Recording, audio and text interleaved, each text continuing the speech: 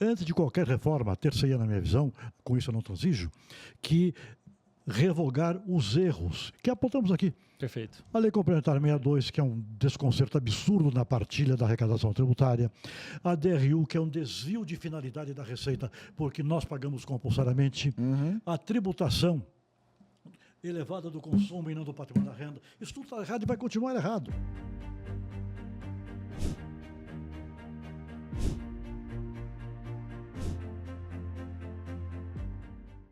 Olá, pessoal, sejam muito bem-vindos a mais um Evox Podcast. Eu sou Gercino Neto, advogado tributarista, e hoje com meu grandíssimo amigo, sócio Darcy, para entrevistar aqui. Pessoal, nós estamos diante de uma lenda aqui.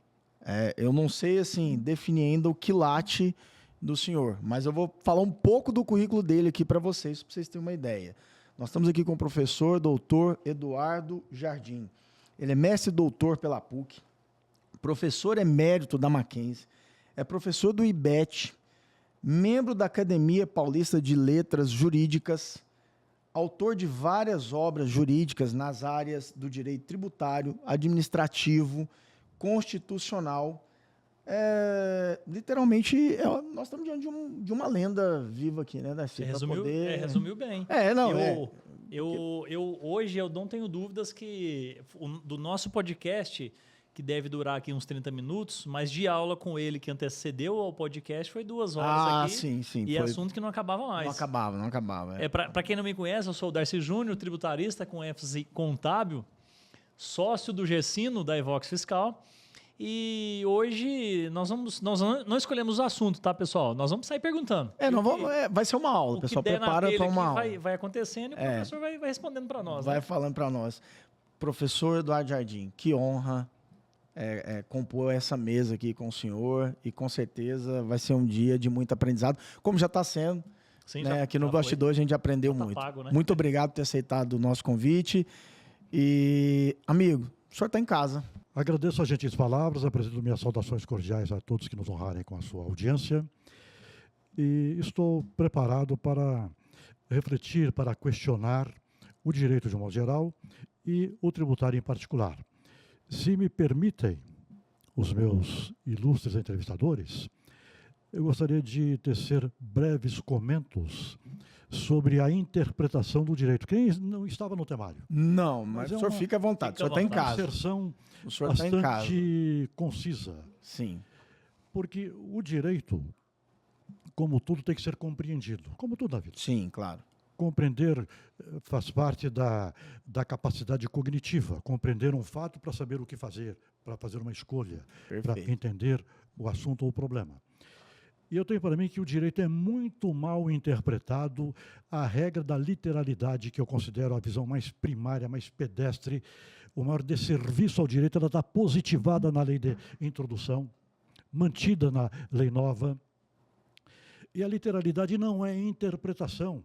Eu tenho para mim que a leitura do direito, que é a literalidade, é a porta de entrada para o trabalho interpretativo. Temos que ler. Claro. Vamos passar o texto. Claro. Mas a visão, a compreensão acerca do sentido da norma examinada, do código compulsado, não está na letra isolada da norma. Eu até lembraria, com muita propriedade, um filósofo alemão, Rudolf Stamler, que disse, ao interpretar um artigo do código, o intérprete deve interpretar todo o código. Inspirado nele, eu diria um pouco mais, todo o direito sempre. Sim. Porque a norma não se exaure na sua letra. Eu vou dar alguns exemplos, até utilizando o requisito de lógica formal, que é a lógica do absurdo, no melhor sentido. Se a letra valesse, artigo 5º da Constituição Federal, a literalidade, que não vale nunca. Quando ela vale, não é por ela própria, é porque ela está em harmonia com o contexto. Com o contexto, perfeito. A letra diz que os direitos e garantias, caput do artigo 5º, que é dos mais importantes da Carta Magna. Sim. Quem são os destinatários dos valores, direito à vida, igualdade, etc. Na literalidade, que sempre não se livra da incompletude. Brasileiros natos e estrangeiros residentes. Se a letra valesse, o turista que não reside não teria direito à vida, não teria direito à igualdade, não teria direito à propriedade. É claro que tem, mas não é o bom senso, é a lógica do direito. Sim. E lembro, para concluir essa breve introdução, uma lição que eu considero memorável de um jurista francês, pelo qual tenho maior admiração, François Genis. O primeiro direito positivo, direito nacional, foi o Código Francês, de 1805. E as várias escolas da interpretação, a literalista, a exegese e tal. E ele, também numa reflexão admirável, disse que, ao interpretar o código, devemos ler além da letra, mas de acordo com o código. Sim. Não é um cheque em branco. Sim. E por isso tudo eu tenho para mim que temos que ver o direito contextualmente. Sim, de uma forma E não, exato, completa, e não, mais completa. exatamente. Claro. Porque o direito positivo é sempre lá conosco, ele não pode prever todos os passos, É impossível. todos os fatos que acontecem. Impossível. Então, esse é um pressuposto que norteia a minha visão sobre qualquer abordagem que eu venha fazer. Essa é a essência da interpretação. Você não falou pra gente antes, não. Hein? Mais um aqui para. Eu achei que eu tinha notado todo. Pôs o Tá Cláudio bom, aí para trabalhar. Não Mas pegou o que o tudo, não. professor quis dizer aqui para nós, pessoal, é o seguinte: o direito positivado é o direito escrito. É o direito que está na norma, que está lá na Constituição escrito. O que o professor quis dizer aqui para nós? Ele quis dizer o seguinte, que nós não podemos simplesmente ler aquela norma, ler um artigo e já traçar todas as nossas convicções e etc. O que ele quiser, você tem que pegar todo um contexto e todo o ordenamento e trabalhar isso como algo que é único. Então, eu não posso olhar só para a Constituição e deixar de lado o direito posto no Código Penal ou em algum outro código, né? Como o professor muito bem trouxe aqui, se fosse assim, o turista não tinha direito à vida, né? Enquanto o homicídio no Código Penal é matar alguém, independente de quem seja, né? Então, tem que conjugar isso, exatamente, trabalhar isso de uma forma muito ampla. E no direito tributário, doutor, isso faz todo sentido, porque nós temos uma infinidade de normas, né? Nós temos a Constituição, que vamos pensar que é o que alicerça tudo isso, ou pelo menos deveria alicerçar tudo isso. Aí nós temos, na sequência, o Código Tributário Nacional. Uns conflitam toda hora, né? Que já geram alguns conflitos, e na sequência aí nós outras normas complementares, ordinárias. E a produção e assim normativa, a média de produção de normas é de 1 a cada 2 horas. Exatamente, em torno de 42. Não daria para ser exato. Isso não daria para ser exato. Não, não dá. É impossível, né? Nós até falamos com o Beto, né, num outro podcast, que é um dos diretores do Empresômetro, e o dado é que hoje altera-se 42 normas tributárias no nosso país dia. É algo completamente absurdo. Exatamente. É bem isso aí. É algo meio que maluco.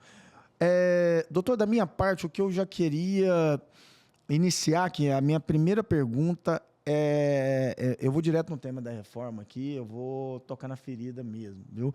Então, eu queria saber a sua visão. Normalmente se pergunta o que você achou da reforma como ela foi posta, da emenda constitucional que foi aprovada. Eu quero um pouco antes. O que faltou ali? O que deveria compor dentro dessa reforma e que foi deixado de lado aos seus olhos? Imaginando que não daria para trocar e tirar aquilo que já foi posto. Já está lá. Não tem como voltar atrás mais. De repente tem chance do que... Então eu ia acrescentar... Pode acrescentar, melhor aí. No que nós estamos falando agora da reforma do consumo, de repente ele também poderia falar, se já que não está pronto ainda, de uma reforma da renda também. Então, de repente, essa resposta que ele vai te passar já fala de uma sugestão também para a reforma da renda. Já pensando que na renda não cometa a mesma falha, não cometa a mesma falha, exatamente. Seria mais ou menos assim. Bom, quanto à reforma, eu sou totalmente contrário. Agora, como ele existe, não adianta... Agora não tem como chorar mais, contra né? uma realidade já positivada. Mas eu tenho para mim que os equívocos são realmente absurdos, são criticáveis. Primeiro, temos o melhor sistema tributário constitucional da história do direito, não é apenas do Brasil, da história do direito no plano universal, atual e de outrora, daqui e alhures. Mas por que é o melhor? Com boas razões, não é apenas um achismo ou um subjetivismo. É o melhor, sim, a opinião do Ataliba, do Paulo, de toda a boa doutrina de hoje e de ontem, porque, por um lado, a nossa carta é a única que dedica um capítulo especificamente à tributação. Perfeito. Além de outros capítulos que, indiretamente, por via transversa, também tratam de tributos, de direitos e garantias até a parte da seguridade, que é uma forma de tributo, e das contribuições interventivas. E pelo menos em tese, separando isso dentro dos órgãos federativos, né? Que também é algo bem relevante, né? Trazer essa separação, né? Sim. E eu faço de uma forma exaustiva, detalhista, instrumentando o poder tributante, os vários planos de governo, instrumentando-os a obter a arrecadação necessária para pagar sua conta para a realização do bem comum, limitando o poder e protegendo quem paga a conta. Isso é extraordinário. O problema é que não cumprem. Parece haver uma vocação patológica de descumprir a Constituição. Eu teria que ter o dia todo para apontar as vicissitudes. É claro que tenho que selecionar e apontar uma ou outra. Claro. Mas nenhuma carta do mundo chega a esse nível de perfeição. A carta americana, por exemplo, a francesa, dão poderes para o Congresso Legislativo e acabou. Ela chega a um rigor. A legalidade tributária é estrita, é mais que a geral do 5º 2, do 151. A igualdade estrita não tem nenhuma carta do planeta na seara tributária. E vai por aí afora. Princípios que limitam o poder do Estado. Anterioridade tributária, anterioridade ano calendário, anterioridade nonagesimal. Perfeito. A igualdade. A tributação do patrimônio e da renda, que é descumprida pelo legislador, artigo 145, parágrafo 1º. Ao tratar de capacidade contributiva, não é uma sugestão, como criticava Rui Barbosa, nem um conselho. É uma ordem imperativa. Então, o sentido correto é o seguinte, 145, 145 primeiro. Você, legislador, priorize a tributação ou a criação do imposto sobre o patrimônio e a renda, porque são os que melhor espelham a capacidade contributiva. No Japão e nos Estados Unidos não tem esse artigo, só que lá a arrecadação proveniente do consumo representa até 20%, o mais é patrimônio e renda. Aqui é o contrário.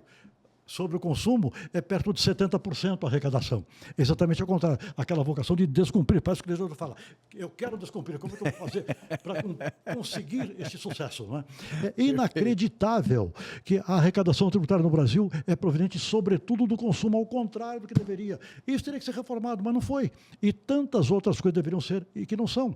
Como... E dentro dessa ótica, a própria reforma, será que não deveria ter começado pela renda e não pelo consumo? Ou será que ela já, sabendo dessa carga no consumo, propositalmente falou, vamos no consumo, porque aqui é onde a gente arrecada mais, é onde nós temos mais possibilidades e vamos... Será que não traria uma justiça maior, exatamente, né? Pensar dessa forma, né? Pensando assim? A tributação do consumo é muito mais prática, muito mais objetiva e muito apropriada, muito adotada por país atrasado.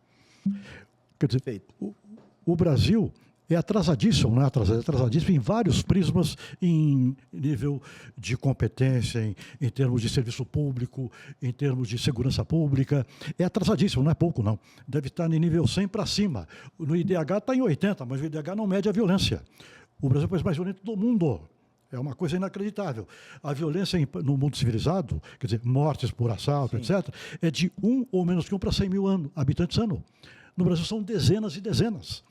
O Brasil contabiliza as cidades mais violentas do mundo. Isso que seria a prioridade, e não a tributação. Quanto à tributação, voltando a ela, fazendo algumas digressões... Perfeito.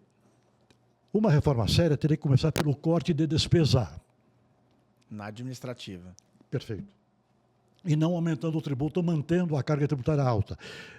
Mundo civilizado. Organiza a casa... O primeiro organismo é a casa. A situação dá para acreditar. Dos municípios, a gente prometeu nem entrar nesse mérito aí para não falar de quem sustenta quem, mas pode ir, vamos lá. A relação carga tributária-PIB é impressionante. 3 países para comparar. Estados Unidos, 26,9. É o que representa a carga tributária em contraste com o PIB. Suíça, 27. Japão, 28. Brasil é 33. E não tem serviço público em contrapartida. E o brasileiro não tem a capacidade contributiva do americano, do suíço e do japonês. Jamais. Então é uma brutalidade, é uma verdadeira barbárie o que cobram para sustentar uma gestão da pior qualidade ao longo do tempo, não é o governo A, o B ou C, ao longo do tempo. É uma estrutura milionária, privilégio de monarcas, mas não é um monarca ou 2, seria até bom, mas são incontáveis. Os penduricários não pagam nem imposto de renda. Quer dizer, então, é por isso que o dinheiro não dá. Me permita um outro exemplo, contrastando o Brasil com o mundo civilizado. Perfeito. Com o mundo adiantado. Não só a questão da violência, não é? ICMS no Brasil. O de São Paulo abriga patamar de 7, 12, 18 e 25. Mas está uma malandragem no meio, que uma lei complementar inventou, pela qual o ICMS é cobrado sobre o próprio ICMS. É uma loucura, isso é surreal. Porque a competência é tributar a mercadoria, operação de venda e compra. E não o próprio ICMS. Mas aqui não há limites para a sandice. Então, na verdade, quando fala 7 é 8,5. Quando fala 18 é 20. Sempre que aumenta, vai aumentando a base, né? Muito bem. E quanto ao imposto, comparando o Brasil com os Estados Unidos, o imposto correspondente ao nosso ICMS, lá, varia de 0 a 8,5%. É fixo em cada estado. É 0 no Alasca e é 8,5% na Califórnia, que é o maior. A média é de 4 a 6. Idaho, tal. E por que a média nossa é 20? Embora com vários patamares, a média é de 18 a 20 no Brasil todo. E não dá. Isso, E a conta não fecha, né? Ainda inventam guerra fiscal. Lá não tem guerra fiscal, por quê? O americano falou, a federação, cada qual tem a sua autonomia e cobra quanto quiser. Toca a sua casa aí, que eu toco a minha. Então, aqui inventam guerra fiscal, complicam o óbvio. E sobre guerra fiscal, eu já falei antes, quero relembrar. Guerra fiscal é um termo pejorativo. Impertinente, até eu diria que revela um desconhecimento dos pressupostos da gênese do Pacto Federativo. Porque numa federação normal, é cada qual na sua autonomia legislar da sua forma. Faz o que dentro quer. do parâmetro constitucional. Até porque senão vamos botar todo mundo no Mas mesmo eu acho que essa parte é legal ele explicar, é quando iniciou, porque um estado deu um benefício convidando as empresas para vir, aí de repente São Paulo majora uma diferença de alíquota de um para o outro, aí que eles começam a falar da guerra fiscal. Mas para os empresários que estão nos ouvindo, quem tem uma indústria e foi para outro local, é legal esse início aí. Saber por que aconteceu, Por que apelidou a guerra Sim. fiscal? É uma pergunta. Por que ficou apelido de guerra fiscal? Você poderia falar para nós? Vamos lá. A expressão que eu considero pejorativa, que revela uma alienação de conhecimento, tem algo, digamos, de populismo, de demagógico.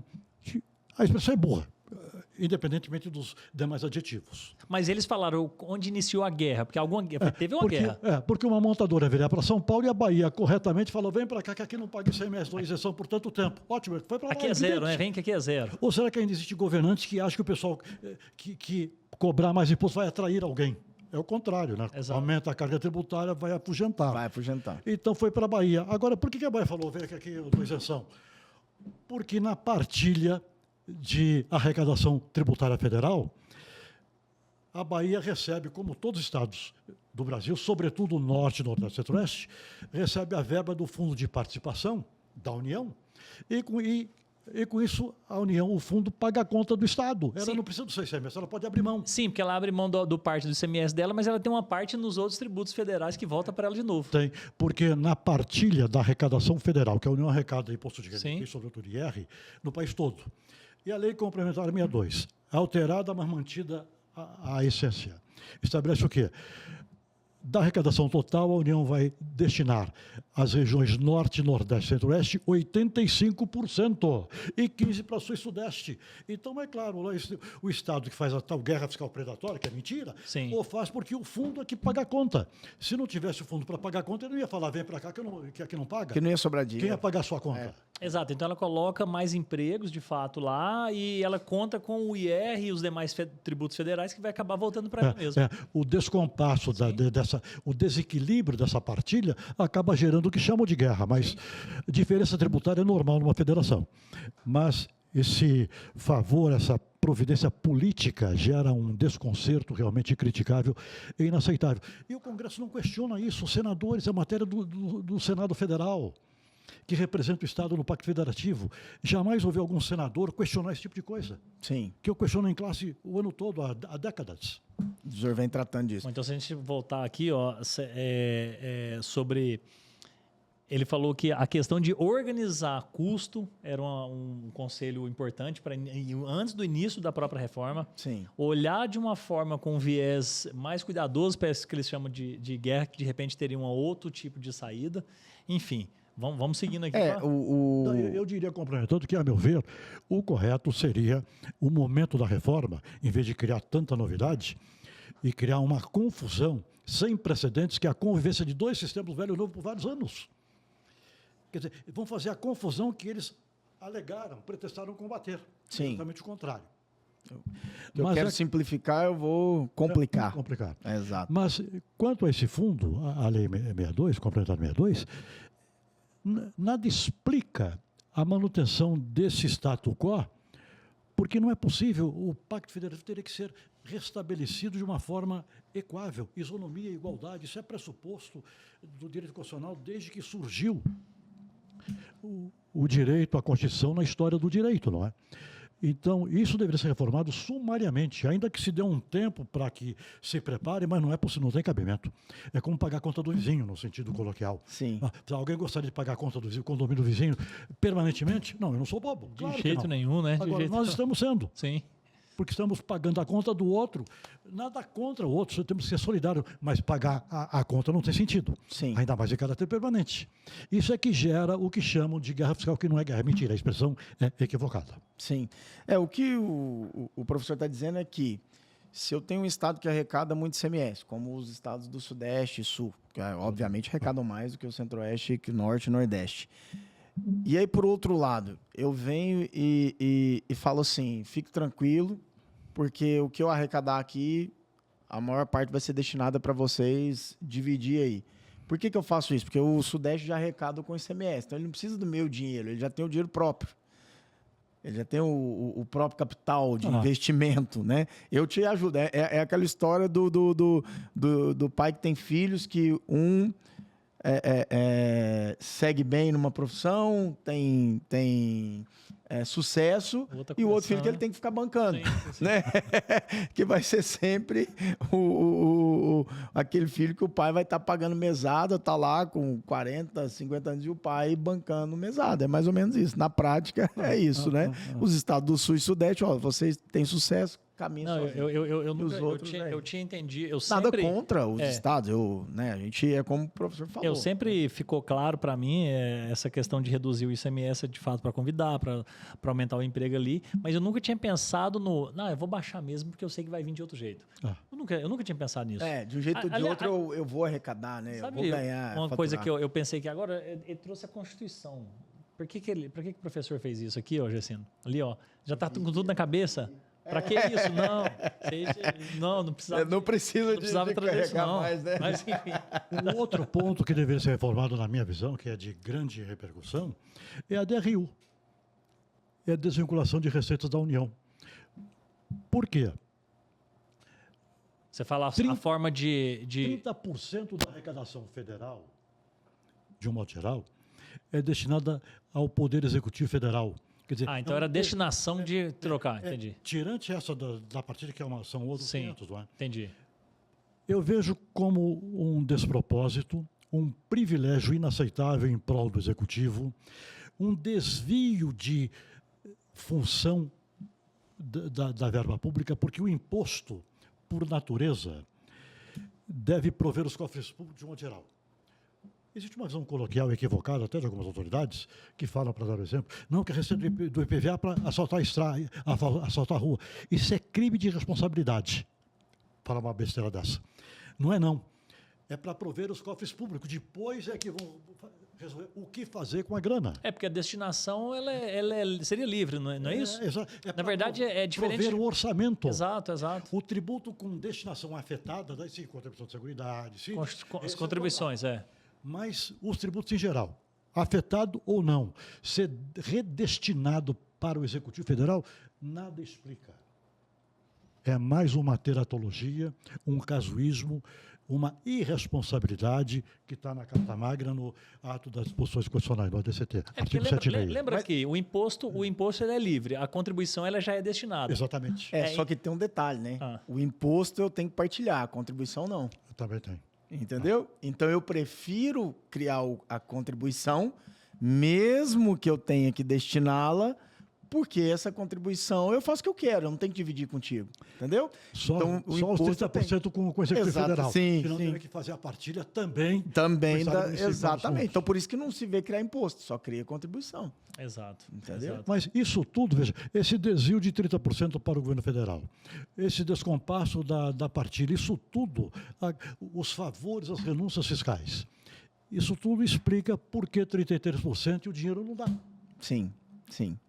Isso conjugado com super salário penduricado e gastos mal feitos. Tá? Sendo falado, e é verdade. Eu faço o que eu quero com não faz dinheiro. não a taxa é para isso, o outro é para isso. Falta conhecimento no debate público. Já ouvi alguém falar, algum governador do estado de São Paulo, e não é do estado do Modesto, falar algo assim, é para assaltar a rua de São Paulo, e o domicílio no outro estado não pode. Como é que não pode? Domicílio, Código Tributário Nacional.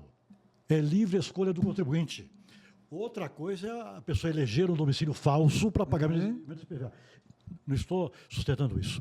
Mas escolhe onde for, se houver verdade e legitimidade. Sim. Você pode escolher lá, pagar eu pago um e acabou. Eu moro aqui, tenho domicílio lá, não tem problema nenhum. É escolha do contribuinte, não é escolha do Código de Trânsito nem do governo de plantão. Gerson, acho que é legal... Está no código, essa regra está no código. Às vezes o pessoal está se confundindo, né? Porque as pessoas falam que tudo é imposto, né? Mas, na verdade, tudo é tributo, né? Tudo é tributo. Tudo é tributo. Então, vamos separar taxa de contribuição, de imposto... Enfim, o que ele está falando é que a questão na teoria geral, né, da questão da espécie, do gênero, e etc. Exato. Né? É isso que a gente está discutindo. Uma outra figura, se me permite rapidamente Fica à vontade, abordar, com relação à qual eu tenho uma crítica, assim, uma inconformidade, é a CID, a contribuição interventiva. Mais uma vez, a falta de visão contextual. A falta de capacidade de pensar logicamente do legislador e de quem também critica que não sabe criticar. Exemplo, a contribuição interventiva, de cara, ela atrita, não de maneira incontornável, ela adentra na esfera da liberdade da atividade econômica, parágrafo único do 170 da Constituição. Mas pode. Não é por isso que a liberdade econômica é a regra. Pode haver uma intervenção, claro que episódica, senão vai atritar. Sim.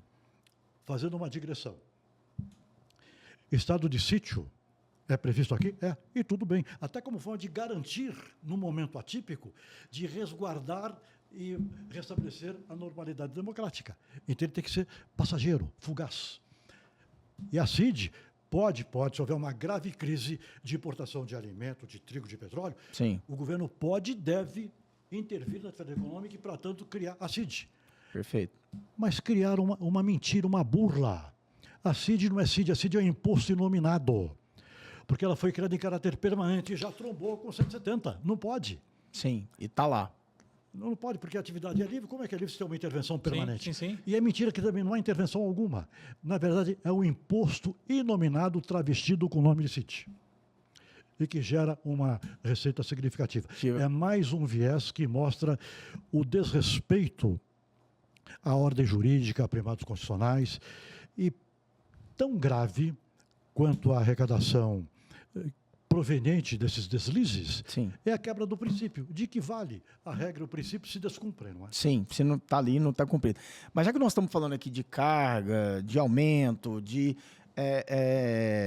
criar um tributo... Faltou falar de confisco, hein? Exatamente, criar um tributo para poder simplesmente arrecadar mais, sem um fim absoluto, porque, na verdade, como a gente falou, o problema no nosso país, ele está literalmente na essência, né, de como usa o dinheiro público, né, de como que gasta isso, né? Então, além de todos esses penduricalhos ali, nós temos algumas práticas, né, para você manter eleitores, né, e etc. Nós não estamos entrando aqui, obviamente, em nenhum viés político aqui, se é direita, se é esquerda, se é centro, nada disso, não é isso. Mas a gente vê muito a imposição de tributo e carga simplesmente com o fato de aumentar o dinheiro para que aquele órgão trabalhe. E aí, falando de carga e de aumento de carga, a reforma veio com uma promessa de que iria igualar. Eu não vou manter o que tem aí, fique tranquilo, vou simplificar e vou manter o que vocês já têm. Então, vocês não vão ter surpresa com o custo tributário. Mas, na prática, é isso que o professor vê? Eu vou tentar melhorar ainda mais aqui. Se eu tenho uma reforma, vamos falar de quem está no setor de serviços, onde eu vou estabelecer uma regra de não cumulatividade e o meu IVA está lá na casa dos 28%, de um setor que tem uma dificuldade muito grande de comprovar despesa, como é que eu posso afirmar que eu não vou cobrar mais do que eu cobro hoje? Qual que é a visão do senhor sobre esse aspecto da carga tributária pós-reforma? Eu faço coro com a sua sutil observação, ou seja, é mais um erro grotesco e grosseiro da reforma. A incidência, digamos, de grande intensidade na prestação de serviços. Não se pode esperar coisa melhor, porque o mesmo legislador que fez tanta coisa errada, a DRU, a partilha da arrecadação da Lei Complementar 62, partilha da arrecadação e outros desacertos, só poderia vir coisa errada. E mais, além do complicador que vai representar a reforma, convivendo com dois sistemas, eu tenho para mim que o aumento de carga tributária é inexorável. Com certeza. Isso ninguém pode afirmar agora. Tanto que o nosso IVA é dos maiores do mundo. É dos maiores, é dos maiores. Já sinaliza na contramão do que estavam afirmando. Sim, com certeza. E o que você me fala sobre isso para trazer dentro do que o professor acabou de falar agora, Darcy, sobre essa situação de que, na prática, se eu mantenho um IVA tão alto e se eu nivelo esse IVA, independente do setor, claro que a gente tem setores que vão ser desonerados de alguma forma ali, mas se eu trago esse nivelamento e dentro de um modelo que é não cumulativo, sendo que tem setores que, por óbvio, vão conseguir trazer infinitamente, tem um custo infinitamente maior que outro, cadê a igualdade, a isonomia, cadê a paridade aí do serviço? O que você acha? E aí, professor, complemente aí o que o senhor... Vou falar uma opinião, mas ela fica muito opinião contábil, porque se a gente for discutir a parte jurista da coisa, de fato teve muito afronto com a Constituição, isso aí não dá para negar. Agora, quando a gente fala da situação contábil, vamos lá. Primeiro que qualquer alteração de sistema contábil já traz um problema gigantesco para a contabilidade, para a organização. E para piorar agora é uma duplicidade de sistema. Eu vou continuar com o que já era complicado e vou adicionar um outro que traz uma promessa de simplicidade. Então, nesses 8 anos próximos aqui, o negócio vai virar uma anarquia. Agora vamos falar em 33. Então, a reforma ela não promete redução, ela promete manter. Então, você imagina que... Mas aqui eu não vejo possibilidade de manter. O que acontece? Ela trouxe aumentar. O que ela fala de alíquota padrão, ela trouxe uma alíquota mínima de 26,5%. Só que ela pode ser variável. O que faz ela variar? Porque se ela fala o seguinte, olha, se eu preciso arrecadar para manter o Brasil 2 trilhões...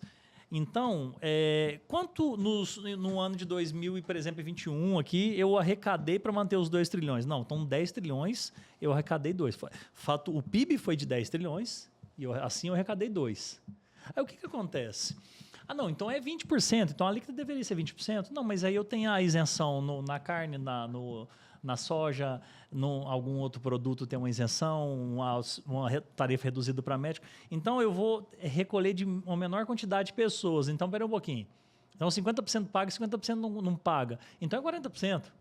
Não, mas alguns pagam sim, mas paga só metade. Ah, não, então é 28%, então é 26%. Mas espera um pouquinho.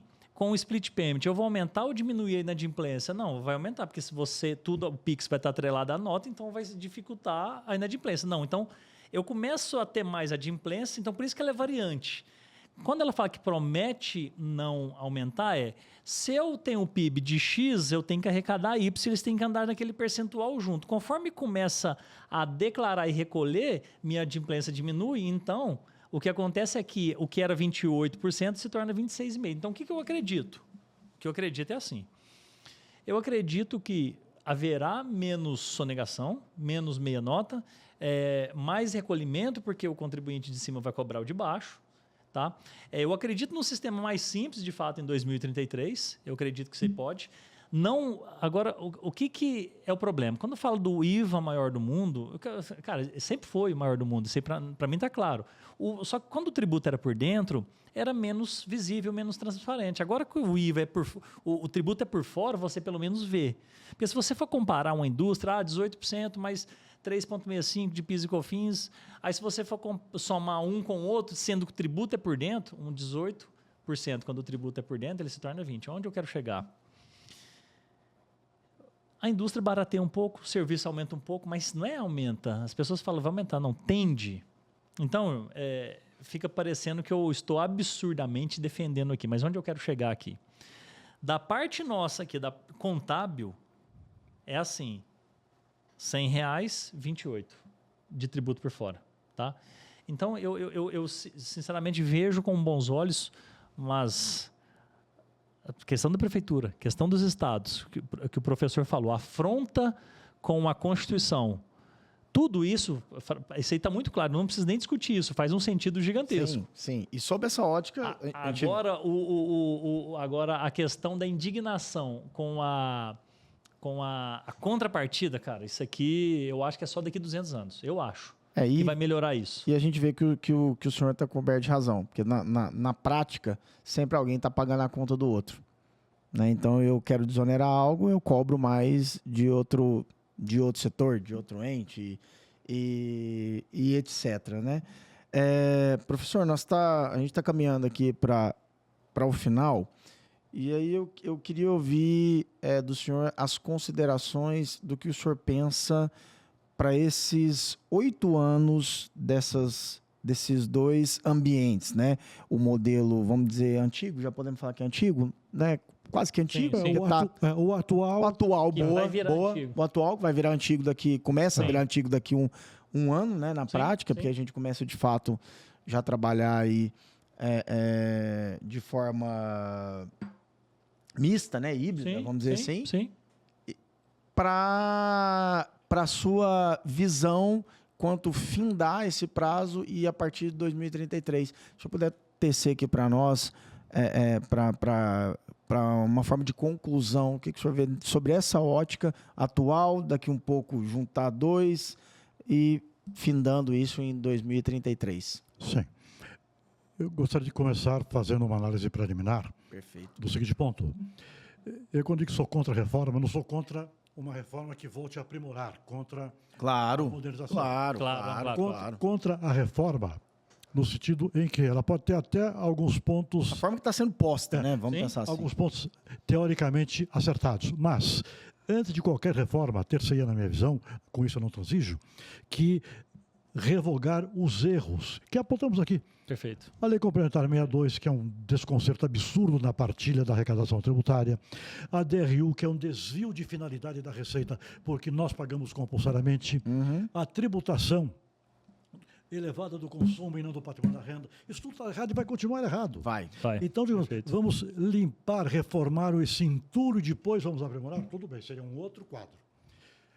O que também me causa inconformidade é a convivência, a proposta de convivência de um sistema com outro, quando, na verdade, propuseram simplificar, e esse complicador é algo inimaginável.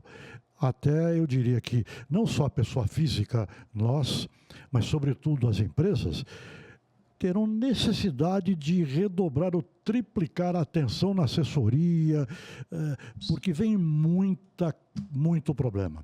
E um outro ponto negativo que vai decorrer é a judicialização. Perfeito. Porque se já temos o próprio judiciário, os juízes confessam na intimidade que o maior problema do judiciário são as questões envolvendo Estado e matéria tributária. Sim. Se com o sistema atual, tão transparente que é na Constituição, mas tão confuso na legislação, muitas vezes, não mais das vezes, inconstitucional. Agora, imagine esses dois sistemas. Quer dizer, vai sobrecarregar o judiciário, que já enfrenta uma burocracia absurda. Aliás, o judiciário só favorável a 2 instâncias, com definitividade. Sim. STJ Supremo para causas diferentes, para causas fora do padrão do dia a dia, por exemplo. O Brasil virou moda, tudo acaba lá, né? Sem contar algumas impropriedades populistas da literalidade, até na seara penal, por vezes, quando dizem aquele absurdo, como eu falei, uma menor idade que mata alguém para roubar, ela é torcida, ele cometeu um assassinato. Perfeito. Não é infracional. Então, quando a Constituição diz que alguém é presumivelmente inocente na seara penal, a decisão definitiva é claro que não, ninguém é bobo. Não adianta escrever que não acaba. É como se pudesse escrever, então fica proibido a dengue, acabou a dengue, resolveu. É claro que não. Então essa bobagem que escreveram, literalmente a correta interpretação seria a seguinte: o acusado comprovada o ato criminoso e tal, ele tem direito de recorrer até o tribunal. Perfeito. Mas não é inocente, não. Que é isso? Sim. Então escrevem... Poderiam aprimorar também a Constituição. Sim. Não é? Como esse exagero burocratizado em que o judiciário... Vejo na área penal esse caso, com tanta repercussão da menina Vitória, e vai e vem, o acusado confessa, depois diz que não foi, o advogado abandona e depois quer anular. É muita burocracia, tudo muito... Poderia ser tão simplificado num ato. Tribunal de júri, não tem nada a ver com o nosso assunto, mas não, outro absurdo. Ao que o juiz, num dia, resolve e acabou o jogo. Houve um caso em que o acusado, depois de instaurado o júri, que eu considero isso bom para cinema, coisa antiga e tal.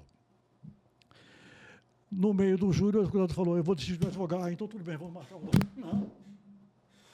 O correto seria, quem manda aqui sou eu, cara. Eu, magistrado. Sim. Então, vou designar um advogado adjunto e vai continuar o jogo. Mas ele não conhece, dane-se. A escolha é sua.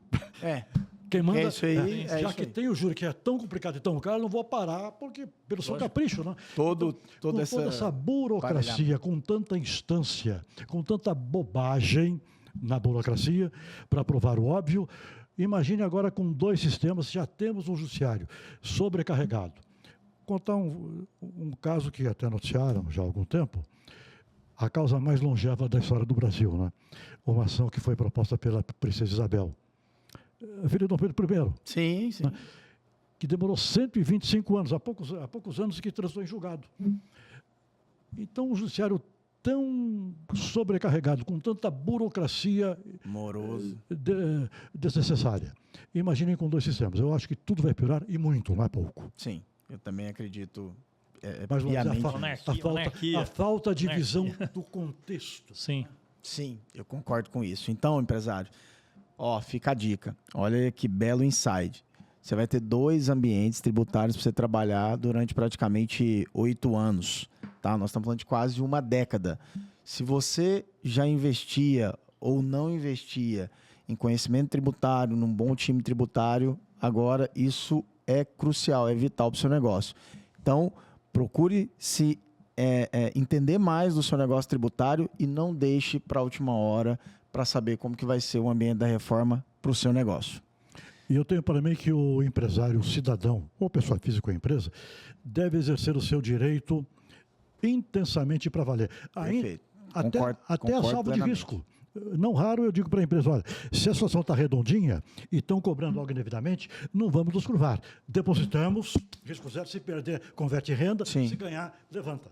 Perfeito. Então, é necessária essa altivez do cidadão, da empresa, de demandar contra o governo, contra aquilo que está errado. Que não concorda, né? E parar com essa história, com esse folclore de que se eu demandar contra a União, eu vou ser retalhado, vou sofrer. Isso é folclore total. Eles nem teriam esse controle. Não é impossível, né? E nem capilaridade para isso, né? Imagina, só...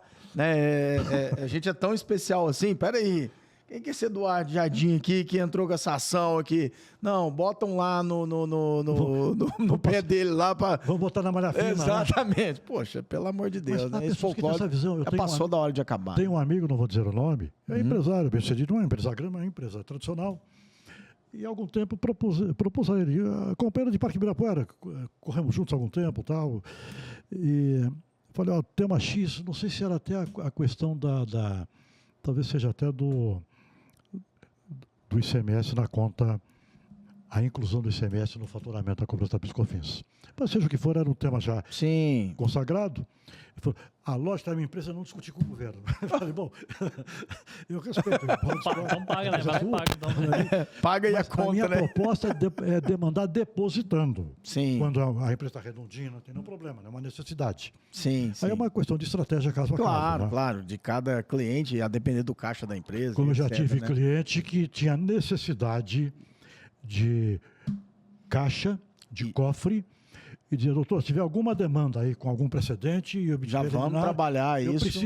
Eu tenho que correr risco. É outro caso. É claro. Temos que adequar.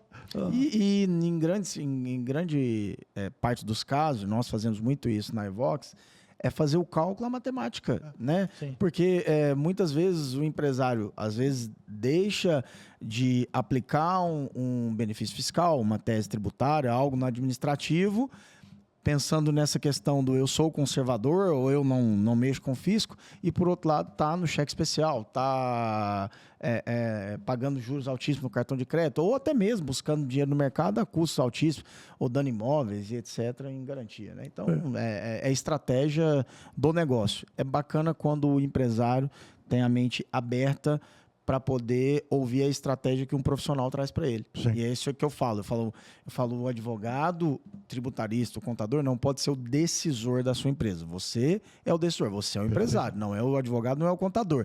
Mas esses profissionais vão te dar subsídio, que o Darcy chama esse subsídio de dignidade, para você decidir. Tem que ouvir esses caras, né? Eu estava pensando aqui, eu sabia que esse episódio nosso ia passar de 30 minutos. Você não quer que acabe, né? Eu tô vendo que ele não quer que acabe, professor. Eu já durou 2 horas antes de começar, imagina. Eu já falei, não vai dar, a gente tentou fazer em 30 minutos. Possível, né? Não tem como. Mas o que eu estava falando com o professor antes? Conhecimento. Hoje, quando eu cumprimentei ele, eu falei, eu estava assistindo um vídeo seu de 12 anos atrás. Então, se tem um vídeo nosso desse podcast que eu vou guardar para assistir daqui 8 anos, é o de hoje, porque ele sabe de muitas coisas que não deu certo nos últimos 50 anos. E ele falou de algumas coisas aqui que, de fato, tem que falar, cara, professor, será que ele falou isso aqui, ele inventou?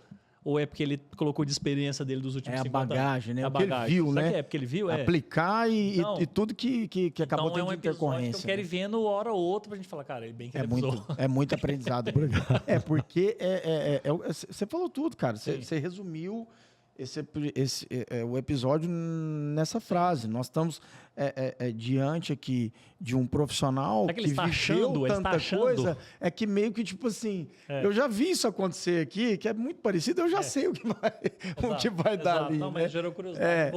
Então, muito, muito legal mesmo. Doutor, foi ótimo. Professor, muito obrigado mesmo, tá? Por ter aceitado o nosso convite. Foi uma honra fazer esse bate-papo aqui com o senhor. Espero que não seja o primeiro, que a gente faça tantos outros bate-papos aqui. Já tá feito o convite para o senhor voltar quantas vezes o senhor quiser. Já está confirmado a aceitação. Já tá gravado, hein? Então você está gravado aí. Confirmou publicamente. Tá confirmado publicamente. Na hora que mandar o convite, fala, não posso, não ter agenda. Opa, tô te mandando um videozinho aí que foi. Já que estamos. Já tem uma homologação expressa. Aliás, sobre a aceitação, um detalhe, o ambiente coloquial dessa entrevista eu considerei excelente. Perfeito, concordo com o Então, senhor. aproveitando esse clima sobre aceitação, um episódio que ocorreu comigo talvez há poucos anos. Deu uma palestra pela IBET em Belém. Certo. Me lembro até que foi uma situação de emergência, porque a Regina Helena do STJ, certo. Daria, ela estava indo para a STJ e pediram socorro, eu fui. Falei, podendo ou não, eu vou. Não recuso. No mesmo mês, toco o telefone, prefeito de Belém. Pensei, vai ver que é algum convite de alguém que gostou. Uhum. E era de Belém. Uma voz feminina, uma voz bonita. Professor Eduardo, sim, pois não, eu queria convidá-la para que nos honrasse uma palestra inaugural. Vai ser daqui uma semana, está muito em cima. Será que o senhor poderia? Falei, podendo ou não, podendo ou não, eu vou. Está confirmado. Que legal. Mas houve um detalhe quase que da zebra. Conversamos. No final, falei, qual é o tema a propósito? É sobre Mário de Andrade. Falei, mas será que é comigo? O senhor não é professor, não é Eduardo Jardim, professor? Sim. O senhor não é escritor? Sou. Só que o Eduardo Jardim, que ela procurava, é o Eduardo Jardim, professor da UFRJ do Rio de Janeiro, professor de literatura. Mas quase que o senhor falou. Mas aí você confirmou para ele. Ele falou, não, mas eu falo também. Eu gosto de literatura, gosto de palestra, mas não teria na nossa praia, né, dar uma palestra. Mas fiz essa digressão, já que é um ambiente tão descontraído. Que bom. E queremos a próxima. Acho que nós estamos dando ao tributário uma fachada fora do comum, né? Sim. Algo assim, como se fosse algo pesado. Sim, denso demais, né? O empresário não quer falar sobre coloquial, isso. Brincando, sorrindo. Isso. E a ideia é exatamente essa. O que a gente incentiva aqui, o que nós mais incentivamos é que o empresário tenha mais interesse por essa área. Né? É uma área que o empresário tende a terceirizar. Infelizmente, ele tende a terceirizar. Conversa lá com o meu contador, conversa lá com o meu advogado. O que eles decidir tá decidido. Não, mas peraí. Nós vamos conversar com o seu contador, nós vamos conversar com o seu advogado, mas eles vão te dar informações para que você tome a decisão. A decisão é sua. O contador não é empresário, ele é empresário do negócio dele, o advogado é empresário do escritório dele, não do negócio em si. Então, o nosso maior incentivo aqui nesse canal é esse, é fazer com que o empresário tenha interesse em parar para ouvir algo que é muito denso. E consciencializar o empresário, porque a empresa pode estar indo bem, não é para sobressaltar o que eu vou falar. Numa dessas, o fisco chega a falar, companheiro, disso tudo que você ganhou, metade é meu, mas como eu não sabia? Sim. Então, uma assessoria preventiva e permanente é fundamental. Se eu estivesse do outro lado, eu pensaria assim também. Sim. Se estivesse do lado do empresário. Empresário. E agora, nesse ambiente de reforma, Luciano mais falou ainda. muito sobre isso aí no Compliance, né? Na última. Foi bacana também, sobre essa situação de cuidados, o Luciano, né? Preventivo. Né? Nós conversamos muito sobre essa questão do preventivo, é importantíssimo. Meu querido, muitíssimo obrigado. Sempre acrescentando com muitas perguntas aí pertinentes e comentários e acabou trazendo aí para nós uma visão também interessante da parte contábil, da aplicabilidade da reforma. Muito bom, obrigado também, Darcy, muito obrigado. Eu que agradeço a vocês. Hoje foi uma das aulas mais que eu vou estudar depois, assim que sair daqui. Eu já vou pedir as gravações antes de ir para o ar, para o YouTube, eu já quero assistir. Que bom, que bom. Obrigado, professor. Eu agradeço a fidalguia da excelente receptividade. Eu os cumprimento pela condução dos trabalhos e também por sermos colegas e tratarmos do mesmo tema na mesma seara. Maravilha. Amarmos a mesma disciplina. Profissão, né? Mesma disciplina. Muito obrigado. Pessoal, muito obrigado para você que nos acompanhou até agora, até o final desse episódio. Tenho certeza que enriqueceu muito sobre o seu conhecimento. O professor trouxe aqui para nós a sua vivência, né, de uma longa carreira e carreira de sucesso na área jurídica, não só tributária, tá bom? Então, se você gostou desse vídeo, não deixe de curtir, não deixe de compartilhar e também não deixe de comentar. É muito importante para nós a sua opinião, sua sugestão e até mesmo sua crítica, tá bom? E te encontro no próximo episódio do Evox Podcast.